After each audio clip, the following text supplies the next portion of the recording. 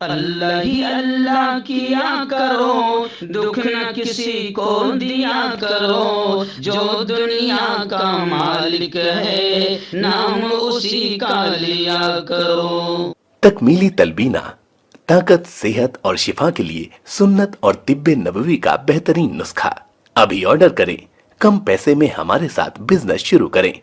भारत भर से डिस्ट्रीब्यूटर और होलसेलर बनने के लिए अभी कॉल करें 9579591975।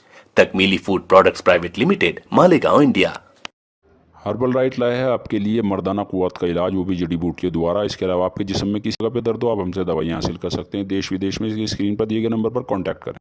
जोड़ों की पुरानी से पुरानी लाइलाज तकलीफ जैसे घुटनों का दर्द, पीठ और कमर का दर्द, कंधे, गर्दन और पैरों में दर्द के लिए संधि प्लस देसी शिफा लाए हैं मर्द और औरतों के तमाम गुप्त रोगों का इलाज। पहली खुराक में हैरत अंगेज़ असर देखें। अगर आप हमसे इंडिया और इंडिया से बाहर दवाई हासिल करना चाहते हैं, स्क्रीन पर दिए गए नंबर पर कांटेक्ट करें। Thank you. अस्सलामु अलैकुम वरहमतुल्लाहि वबरकातुहू। नाज़रीन, इस्तक़बाल है, स्वागत है आपका viral news live studio Jalgaon, Maharashtra, India में।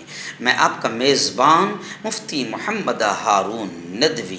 आइए प्यारे मुल्क भारत की बहुत ही ख़ास बड़ी 10 अहम ख़बरों पर नज़र डालते हैं। लेकिन सबसे पहले मैं अपील करूंगा कि जो साथी नए हैं और अभी तक इस बेबाक सच्चे चैनल से जुड़े नहीं हैं, अगर आप चाहते हो कि आपको मुल्क भारत की और पूरी दुनिया की सही और सच्ची ख़बरें देखने और सुनने को मिले, तो फिर आप इस चैनल से जुड़ जाइए। सब्सक्राइब कर लीजिए हमारे इस चैनल को, बेल आइकॉन घंटी के बटन को भी दबा दीजिए, ताकि हमारी हर वीडियो, हर ख़बर आपको आपके मोबाइल पर मिल सकें। और हाँ नाज़रीन, हम हर रोज़ एक अपील करते हैं कि प्लीज़, ये एक प्राइवेट चैनल है और चैनल चलाने के लिए पूरी एक टीम काम करती है। बड़ा रुपया पैसा खर्च होता है। अगर आप चाहते हो कि ऐसे चैनल जो जुल्म के ख़िलाफ़, जालिमों के ख़िलाफ़ बेबाक अंदाज में बोल रहे हैं, अगर आप चाहते हो कि ऐसे चैनल मज़बूत हों, बाकी रहें, आगे बढ़ें, तो प्लीज़ आप ऐसे चैनल्स की फाइनेंशियल हेल्प, माली ताउन, माली मदद ज़रूर कीजिए। स्क्रीन पर आप नज़र डालें, हमारे चैनल का बैंक अकाउंट नंबर भी दिया जाता है। और अगर आप ऑनलाइन पैसा भेजकर मदद करना चाहते हैं तो गूगल पे, फ़ोन पे और पेटीएम तीनों का एक ही नंबर है 9637541786। अल्लाह ने जो भी आपको ताकत दी है, उस एतबार से आप हर दिन या महीने में एक बार, हफ्ते में एक बार ही सही, 200, 500, 1000 जो भी आप मदद कर सकते हैं, पाबंदी से आप मदद कीजिए। और आइए नाज़रीन, पहली बड़ी खबर जो गुज़िश्ता कल से तकरीबन बहुत ज़्यादा वायरल हो रही है कि सुप्रीम कोर्ट ने नुपुर शर्मा, इस खबीस औरत को ज़बरदस्त अंदाज में फटकार लगाई और टीवी पर आकर माफ़ी मांगने का हुक्म दिया। मुल्क भर में जो FIR दर्ज की गई है नुपुर शर्मा पर, उसको दिल्ली मुंतकिल करने की जो दरख्वास्त दी थी नुपुर शर्मा ने, उसको कोर्ट ने मुस्तरद कर दिया। और यही नहीं, बल्कि दिल्ली पुलिस को सुप्रीम कोर्ट ने सरजनिश भी किया। अदालत उज़्मा ने, सुप्रीम कोर्ट ने कन्हैया लाल, जो उदयपुर में जिसका बड़ी बेदर्दी से कत्ल किया गया है, उस टेलर का, उस दर्जी का, तो उस कत्ल समेत मुल्क भर में होने वाले हंगामों का जिम्मेदार कोर्ट ने नुपुर शर्मा को करार दिया और कहा कि इसकी ज़बान दराजी ने मुल्क में आग लगाई। नुपुर शर्मा के बारे में जिस तरीके से कोर्ट ने टिप्पणी किया, अब आप देखें कि नुपुर पर जस्टिस सूर्यकांत ने जिस तरीके से टिप्पणी किया, अब वो जज अपनी टिप्पणियां, जो सच बात उन्होंने कही है, उसको वापस लें। ऐसी भी सुप्रीम कोर्ट में एक अर्जी दाखिल हुई है। यानी आप समझ सकते हैं कि हमारे यहाँ मॉब लिंचिंग करने वाले रेपिस्ट, शंभू जैसे दरिंदे कातिलों के लिए भी समर्थन मेरे लिए निकालने वाले दरिंदे शैतान मौजूद है। अब कोर्ट ने इतना ज़बरदस्त तबसरा किया है, लेकिन अब सुप्रीम कोर्ट में एक अर्जी दाखिल हुई है कि नहीं, वो जो जस्टिस साहब ने हमारी शरीफ औरत के बारे में जो कहा है, उस पर वो जो टिप्पणी की है, उसको जज साहब वापस ले। खैर, मुस्लिम दानिशवरान माफ़ी के साथ साथ, अब सुप्रीम कोर्ट ने कहा ना कि ये माफ़ी मांगे नुपुर शर्मा, तो मुस्लिम दानिशवरान कह रहे हैं कि बिल्कुल अच्छी बात है, सुप्रीम कोर्ट ने अच्छी बात कही है, लेकिन माफ़ी ये कोई सज़ा नहीं है। बल्कि मुस्लिम दानिशवरान कह रहे हैं कि कोर्ट का तो काम ये चाहिए कि माफ़ी के साथ साथ उसको सज़ा भी दें, क्योंकि सुप्रीम कोर्ट जो है ऐसा अखलाकी सबक सिखाने के लिए नहीं कि आप ऐसा करें, बस मसला हल हो जाएगा, नहीं, बल्कि अब लोग लिख रहे हैं कि जब सुप्रीम कोर्ट उसको इतनी बड़ी मुजरिम मान रही है कि तेरी वजह से मुल्क में आग लगी, तो सुप्रीम कोर्ट का ये काम है कि सुप्रीम कोर्ट फौरन ये आदेश दें कि इस नुपुर शर्मा को फौरन गिरफ्तार किया जाए और दिल्ली पुलिस समेत अन्य राज्यों की पुलिस को सुप्रीम कोर्ट ऑर्डर दे कि इस खबीस औरत को गिरफ्तार किया जाए, क्योंकि इसकी वजह से उदयपुर में एक टेलर का कत्ल हुआ, झारखंड में 2 मासूमों की जान गई, 500 लोग जेल गए, मुल्क में आग लगी, मुल्क का माहौल खराब हुआ। तो सुप्रीम कोर्ट का यह काम नहीं है कि माफी मांग लो, नहीं, बल्कि अब मुस्लिम लोग साफ तौर से कह रहे हैं कि सुप्रीम कोर्ट का काम है कि ऑर्डर देकर इसे गिरफ्तार करवाए। आइए दूसरी बड़ी खबर फिलहाल मेरे निगाहों के सामने है कि मोहम्मद जुबैर, जिसको बाकायदा दुश्मनियों का निशाना बनाया गया, गुज़िश्ता कल BBC का ट्वीट और BBC की खबर भी काफ़ी वायरल हो रही है, जिससे यूँ समझिए कि हमारे मुल्क की भी बेइज्जती हो रही है और मुल्क का कानून जो घटिया हरकतें कर रहा है, 2 पैमाने इस्तेमाल कर रहा है, इसको लेकर भी लोग थू थू कर रहे हैं, क्योंकि नुपुर शर्मा पर और मोहम्मद जुबैर पर एक जैसी धाराएं लगाई गई है, एक जैसा केस है, लेकिन मोहम्मद जुबैर गिरफ्तार और नुपुर शर्मा लाडली आज़ाद। तो अब मोहम्मद जुबैर के मामले में हाई कोर्ट ने दिल्ली पुलिस को भी नोटिस जारी किया है। और आप ये भी अंदाज़ा लगाएं कि नुपुर शर्मा कितनी लाडली है कि पूरा मुल्क गिरफ्तार हो जाए लेकिन नुपुर शर्मा को गिरफ्तार होने नहीं देंगे। नुपुर शर्मा के खिलाफ बयान देने के इल्ज़ाम में एक मौलाना नदीम जो है राजस्थान के बूंदी में नुपुर शर्मा के खिलाफ इन्होंने बयान दिया था, इश्तियाल अंगेज, यकीनन बयान इश्तियाल अंगेज था, लेकिन नुपुर शर्मा ने जो घटिया हरकत की थी तो उस पर इनकी ज़बान चली है गुस्से में, जो भी XYZ, लेकिन मौलाना गिरफ्तार हो गए, मगर नुपुर शर्मा तो लाडली है, अब तक गिरफ्तार नहीं हुई। और अब लोग ये कह रहे हैं कि दिल्ली पुलिस की हिम्मत ही नहीं है कि नुपुर शर्मा को गिरफ्तार करे, क्योंकि नुपुर शर्मा लाडली है, शर्मा भी तो है। आइए दिन महाराष्ट्र की बड़ी खबर आ रही है। मुंबई से हमारे रिपोर्टर मुफ्ती अबू अयूब ने बताया कि आज शिवसेना के जितने बागी MLA हैं वो आज मुंबई पहुंचेंगे। स्पीकर के इलेक्शन के लिए असेंबली का खुसूसी इजलास बुलाया गया है। बताया जा रहा है कि शिवसेना के तमाम बागी और शिवसैनिक लिख रहे हैं कि तमाम बंडखोर आज मुंबई पहुंचेंगे। शिवसेना की तरफ से ज़बरदस्त अंदाज में इन भागे हुए बागियों को बड़े ख़तरनाक कमेंट्स किए जा रहे हैं और अब ये कहा जा रहा है जो वो नाच रहे थे होटल में, तो सोशल मीडिया पर बड़ी अजीब अजीब टिप्पणियाँ की जा रही है कि यही नाचने वाले, यही बंडखोर, अब कोई आरोग्य मंत्री बनेगा, कोई ये बनेगा, कोई वो बनेगा, कोई शिक्षण मंत्री बनेगा, कोई क्या बनेगा।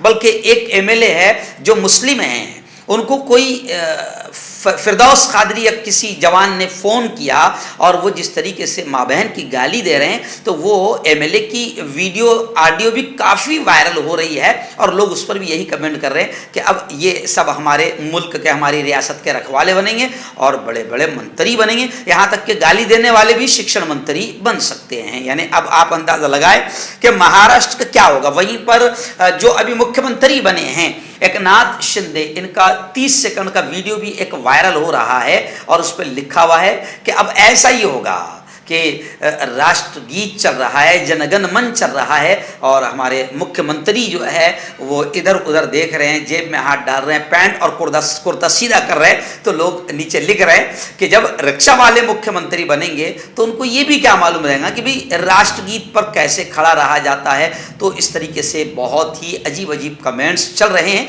और महाराष्ट्र के लोगों का कुछ दूसरी स्टेट वाले मजाक भी उड़ा रहे हैं कि लो अब ऐसे मुख्यमंत्री तुम्हें मुबारक हो।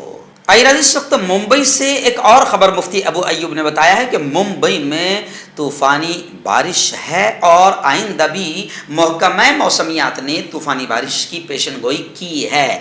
और अभी खबरें हैं कि मुंबई समेत महाराष्ट्र के कई ज़िलों में येलो अलर्ट जारी कर दिया गया है। वज़ीर आला ने सूरत हाल का जायज़ा लिया।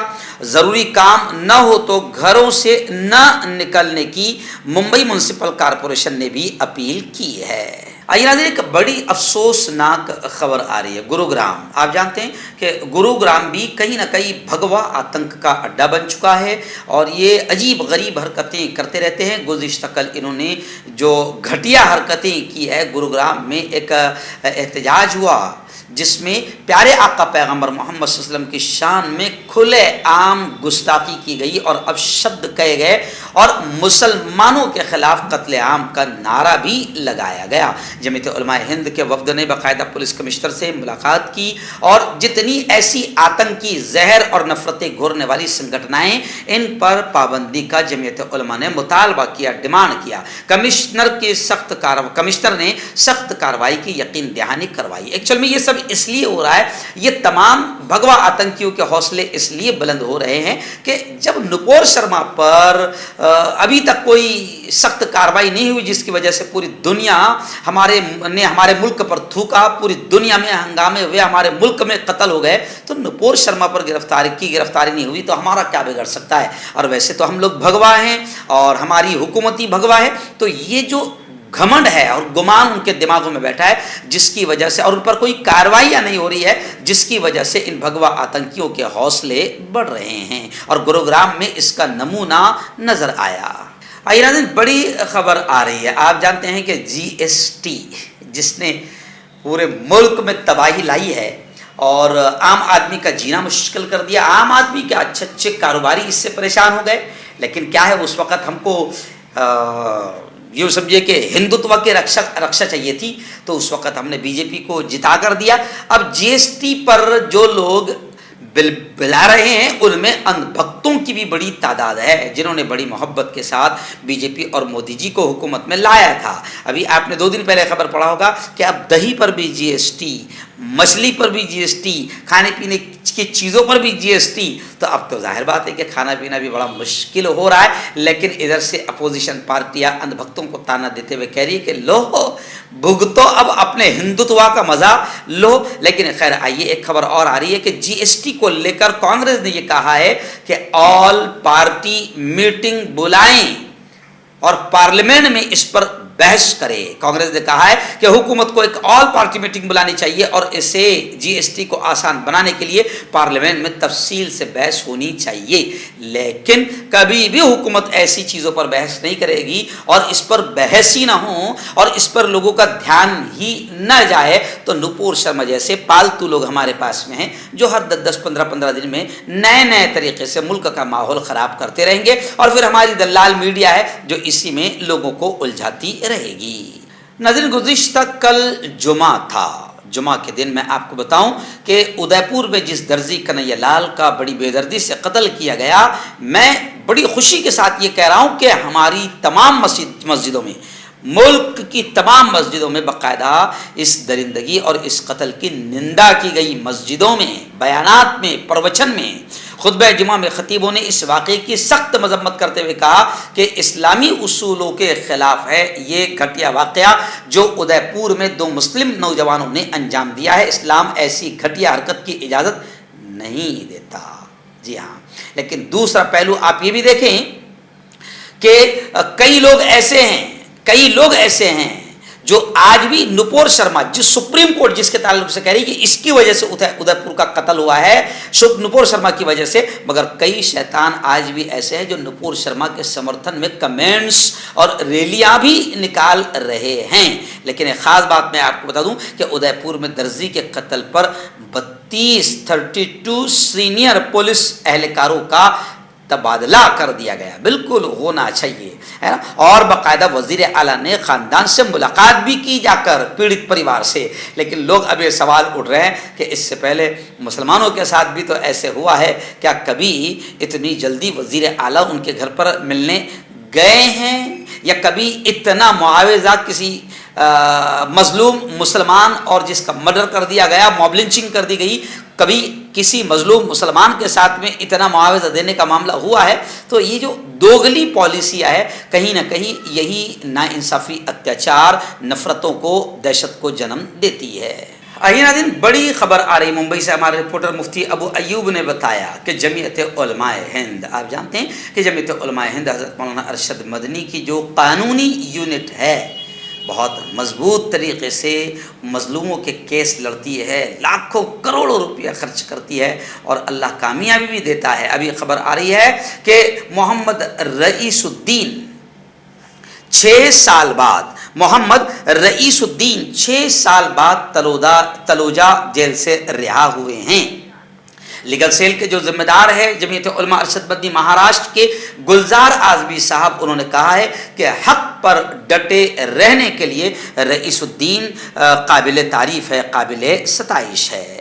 और रईसुद्दीन जैसे ही जेल से रिहा हुए, जमीयत उलमा महाराष्ट्र कानूनी इमदाद कमेटी के सरबराह अलहाज गुलजार आजमी साहब, ऐसे ही कानूनी इमदाद कमेटी के एडवोकेट शाहिद नदीम और मुंबई ऑफिस के दफ्तर में जाकर तमाम ही जमीयत उलमा के लोगों से मुलाकात की रईसुद्दीन ने और उन तमाम का शुक्रिया अदा किया। यकीनन जमीयत उलमा एक ऐसी तंजीम है जो काम जमीयत करती है वो कोई कर नहीं पाता है। अल्लाह जमीयत उलमा की खिदमत को कबूल फरमाए और हमारे इन बुज़ुर्गों का साया तादेर हमारे सरों पर अल्लाह कायम रखे।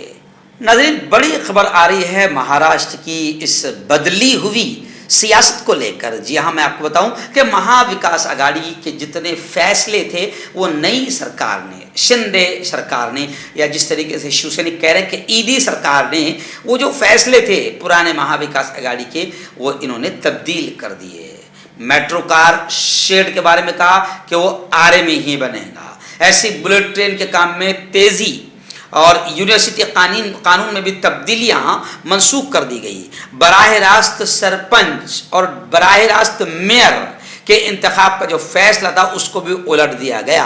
अब जाहिर बात है कि ये उल्टे सीधे जो फैसले हो रहे हैं, इसी को देखते हुए हमारे कर्तव्यदक्ष सीएम उद्धव ठाकरे ने कहा है कि अभी जो नए सीएम बने हैं उनसे मैं कहूँगा कि मेरी दुश्मनी वो जनता से ना निकाले। एक्चुअल में जनता ही मारी जाएगी। जनता का तो हाल ये हो गया कि जिनको चुन कर दिए थे वो बड़खोरी कर रहे हैं। अब भरोसे नहीं किसी को भी चुन के दो। आप बिहार में आप देखो एमआईएम के लोग चुन के दिए गए, एमआईएम के चारों जो है वो आरजेडी में चले गए। तो जनता का मसला है, जनता परेशान है कि अभी आखिर हमारे वोट का और इलेक्शन का मतलब ही क्या रहा। जनता ये कह रही कि कानून ऐसा बनना चाहिए कि जिस आदमी को, जिस विधायक को, जिस पार्टी से जनता ने चुन कर दिया है 5 साल तक वो पार्टी को छोड़ ही नहीं सकता और इधर से उधर दलाली और बंडखोरी कर ही नहीं सकता। कोई ऐसा कानून बनना चाहिए, वरना किसी को कहीं भी चुन के दो। कांग्रेस वाले को चुन कर दो, वो शिवसेना में चले जा रहा है, शिवसेना वाले को चुन कर दो, वो बंडखोर बीजेपी में चले जा रहा, एमआईएम वाले को चुन कर दो, वो आरजेडी में चले जा रहा। तो जनता ये कह रही है कि इलेक्शन का मतलब ही क्या रहा। आइए नाज़रीन, आखिरी बड़ी खबर भी मुंबई से आ रही है। जी हाँ, शिवसेना के ख़ुद तर्जुमान संजय राउत जो बड़े दबंग अंदाज में बोलते आए हैं और बोल रहे हैं। जाहिर बात है कि शिवसेना के है, तो अब ईडी सरकार आई है तो और ज़्यादा परेशानी आएगी। तो संजय राउत को ईडी के सामने पेश होने के लिए कहा गया था और ख़बरें आ रही है कि गुज़िश्ता कल ईडी ऑफिस बाकायदा संजय राउत पहुँचे और पेश हुए। राउत तकरीबन 11:30 बजे जनूबी मुंबई के स्टेट में वाक़ई ईडी के दफ्तर पहुंचे। मरकजी एजेंसी के दफ्तर के बाहर बड़ी तादाद में पुलिस एहलकार तैनात थे और शिवसेना कारकुनान की भी बड़ी तादाद मौजूद थी। घंटों संजय राउत ने ईडी का सामना किया मगर किसी तरीके से घबराए नहीं, क्योंकि जो घबराए ईडी के डर से वो बंडखोर भाग गए। लेकिन संजय राउत का कहना है कि हम ईडी वीडी से घबराते नहीं है और जो ईडी से नहीं घबराते हैं वो बाप भी नहीं बदलते हैं।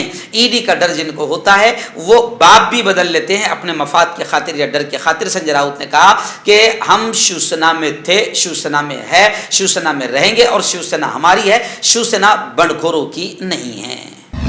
क्यों होता है जोड़ों में दर्द, क्यों रहती है जोड़ों में जकड़न, क्यों हो जाती है जोड़ों में सूजन, क्यों बन जाती है जोड़ों में गांठ, क्यों थम सी जाती है जिंदगी। जोड़ों की पुरानी से पुरानी लाइलाज तकलीफ जैसे घुटनों का दर्द, पीठ और कमर का दर्द, कंधे, गर्दन और पैरों में दर्द के लिए संधि प्लस प्लस एक संजीवनी बूटी की तरह है, या यूं कहे कि एक स्थायी इलाज साबित हो चुका है। लाखों लोग इसे अपना चुके हैं और दर्द पर विजय प्राप्त कर चुके हैं। जब हम नियमित रूप से संधि प्लस प्लस से मालिश करते हैं तो त्वचा इसे तुरंत ऑब्जर्व करके जोड़ों के सूक्ष्मतम अवस्था में पहुंचा देती है, जिससे जोड़ों में ब्लड का सर्कुलेशन बढ़ जाता है और जोड़ों के मांसपेशियों में मजबूती आती है। आंतरिक सूजन समाप्त हो जाती है, जिससे दर्द में आराम तो मिलता ही है, साथ ही साथ जोड़ों में नई शक्ति भी आती है। हमारे ये प्रोडक्ट ना कि किसी बाजार में मिलता है और ना ही मेडिकल शॉप पे, इसलिए इसे पाने के लिए अभी स्क्रीन के नंबरों पे कॉल करें और ऑर्डर करें।